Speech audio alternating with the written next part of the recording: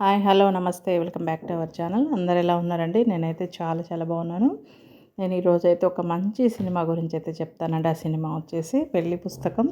ఈ సినిమా అయితే చాలా మందికి తెలిసే ఉంటుంది కదా. ఈ పెళ్లి పుస్తకం అనే సినిమా అయితే అసలు పెళ్ళికే ఒక అర్థం తెలిపిన సినిమా అండి. ఆ రోజుల్లో పెళ్ళిళ్ళు ఎంత న్యాచురల్గా ఉంటాయి, అసలు చాలా వరకు కుటుంబాల క్షేమం కోసం చేసుకునే పెళ్ళిళ్ళే ఎక్కువగా ఉంటాయండి. ఈ రోజుల్లో పెళ్ళిళ్ళు అయితే వేరేగా ఉన్నాయి, కానీ అప్పట్లో పెళ్ళిళ్ళు అంటే మన కుటుంబాలు బాగుండాలి అని కూడా పెళ్లి చేసుకునే వాళ్ళు చాలామంది ఉంటారండి. మా పెళ్ళి క్యాసెట్‌లో అయితే అప్పుడు ఈ పాట అయితే వేశారండి. 'శ్రీరస్తు శుభమస్తు' అనే పాట. అసలు అది ఎంత బాగుంటుంది కదా సాంగ్. అసలు ఆ సాంగ్ వింటుంటే ఆ రోజులు గుర్తు వస్తాయండి. ఆ పాట మాకు పెళ్లి క్యాసెట్‌లో వేశారు. సేమ్ మా బట్టలు కూడా ఇవేనండి. రాజేంద్ర ప్రసాద్ గారు వేసుకున్నది, అలాగే దివ్యవాణి వేసుకున్న శారీ అయితే అప్పట్లో నాకు అదే తీసుకొచ్చారనమాట. అసలు ఇంక డిజైన్ ఏమి ఉండదు. ఫుల్ వైట్ శారీ, చిన్న బోర్డర్ తోటి ఎర్ర అంచు వస్తుందండి. ఆ చీర చాలా బాగుంటుంది. ఇప్పుడు రకరకాల చీరలు కట్టుకుంటున్నారు కానీ పెళ్ళిళ్ళకి, కానీ పెళ్లి కూతురికి ఇలాంటి చీర సేమ్ అండి. ఇదే చీర, ఇదే జాకెట్ అట్లా ఉండేది. చాలా రోజులు ఉండేది నా దగ్గర. అది మిస్ అయిపోయింది. చాలా బాగుండేదండి ఆ చీర కూడా. అసలు ఆ పాట చూస్తున్నా, ఈ సినిమా చూస్తున్నా మాకు అప్పటి రోజులైతే గుర్తొస్తాయి అన్నమాట. అంత బాగుంటుందండి. 2025లో కూడా చాలామంది ఈ సినిమాని ఇష్టపడే వాళ్ళు అయితే ఉన్నారు. నేనైతే వారంలో ఒక్కసారైనా ఈ సినిమా అయితే చూస్తానండి. పాటలు కూడా చాలా బాగుంటాయి. ఇందులో రాజేంద్ర ప్రసాద్ గారి యాక్టింగ్ అయితే చాలా బాగుంటుందండి. అలాగే దివ్యవాణి గారు కూడా చాలా బాగా చేస్తారు. ఇందులో వాళ్ళ కుటుంబం బాగుండడం కోసము పెళ్ళిళ్ళు కాలేదు అని చెప్పేసి ఒక చోట ఉద్యోగానికి చేరుతారు కదా, అక్కడ జరిగే సన్నివేశాలు కూడా చాలా బాగుంటాయండి. గుమ్మడి గారు అయితే అసలు జీవితానికి అర్థం, అలాగే ఒక పెళ్ళికి అర్థం, భార్యాభర్తలు అంటే ఎలా ఉండాలి, ఎలా అర్థం చేసుకోవాలి, ఒకరికొకరు అండగా ఎలా ఉండాలి, కష్టకాలం వచ్చినప్పుడు క వాళ్ళకి వచ్చే మంచి సలహాలు కానీ ఎలా ఉండాలి అనేది సినిమా పరంగా మనకు చాలా బాగా ఉంటుందండి. గుమ్మడి గారు అయితే చాలా చక్కగా చెప్తారు ఈ సినిమాలో. ఈ సినిమా చూడండి, మీ పిల్లలకు కూడా చూపెట్టండి. ఈ సినిమా చాలా బాగుంటుంది.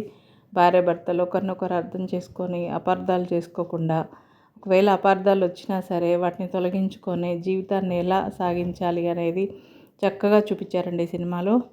చాలా ఇష్టం నాకు ఈ పెళ్లి పుస్తకం అనే సినిమా. ఎప్పటికీ మర్చిపోలేమండి. అంత గొప్ప సినిమా ఇది.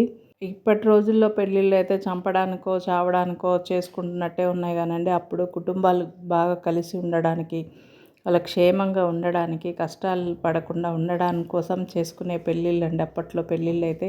ఒకరినొకరు అర్థం చేసుకొని అందరూ బాగుండాలా అన్న ఉద్దేశంతో చేసుకుంటారు పెళ్ళిళ్ళు. ఇప్పుడు పెళ్ళి అంటేనే భయపడే రోజులు వచ్చాయండి. అలా ఉన్నాయన్నమాట ఇప్పటి రోజులైతే. అప్పుడు పెళ్ళిళ్ళు ఎంత స్వచ్ఛంగా ఉండేవి. ఒకరికొకరు మాట్లాడుకోవడం, ఆ సరదానే వేరండి. ఊర్లలో పెళ్ళిళ్ళు అంటేనే ఆ సరదానే వేరు. ఒక్కరింటి పెళ్ళి అంటే ఊరంతా కలిసి చేసేవాళ్ళు అనమాట. అంత సంబరంగా, అంత సంతోషంగా చేసుకునేవాళ్ళు పెళ్ళిళ్ళు. చాలా బాగుంటుందండి ఈ సినిమా అయితే. ఈ సినిమా చూసినప్పుడు మనకు అప్పటి రోజులన్నీ గుర్తొస్తాయి అన్నమాట.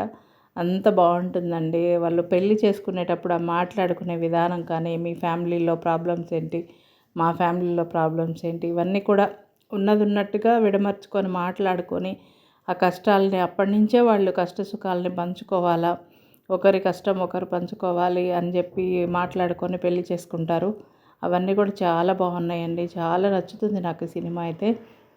ఆ డైలాగులు కూడా ఎక్కడ కూడా మనకు డబుల్ మీనింగ్ అట్లా లేకుండా చాలా కుటుంబం అంతా కలిసి చూసేలాగా ఉంటాయండి అప్పటి సినిమాలు మాత్రం.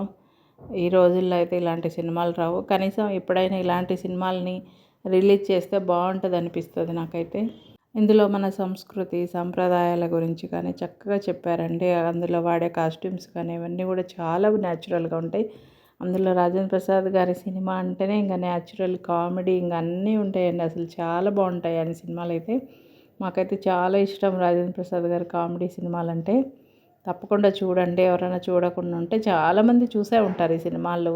ఇవి తెలియని వాళ్ళైతే ఎవ్వరు ఉండరండి, కొద్దిమందే ఉండొచ్చు.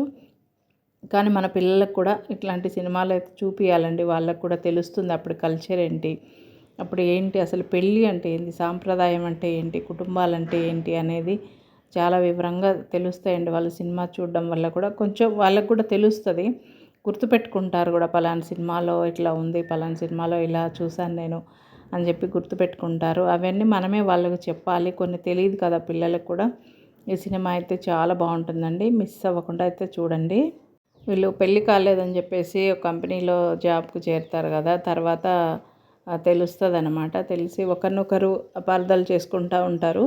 కానీ తర్వాత అయితే వీళ్ళు భార్యాభర్తలుగా తాంబూలం తీసుకోవాలి కాబట్టి ఇంకా తప్పనిసరి అప్పుడైతే చెప్పాల్సొస్తదండి. అగ్ని ముందు పెళ్ళికి అంత అంత విలువ, అంత బలం ఉందండి. అబద్ధం చెప్పలేరు. ఇంకొకరినైతే భర్తగా అంగీకరించలేరు కదా! అప్పుడు ఆ క్షణంలో జరిగే ఆ సన్నివేశం చాలా బావుంటదండి. చాలా ఎమోషనల్ అవుతా. నేనైతే అసలు ఏడుపొచ్చేస్తదనమాట ఆ సీన్ చూసినప్పుడైతే.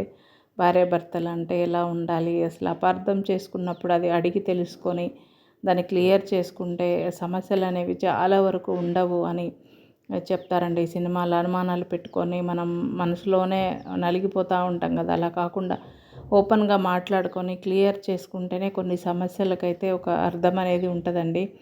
అలా ఈ సినిమాలో చూపిచ్చారనమాట. చాలా బావుంటుంది ఈ సినిమా అయితే. తప్పకుండా చూడండి. భార్యాభర్తలైతే తప్పకుండా చూడాల్సిన సినిమా ఇది 'పెళ్లి పుస్తకం' సినిమా.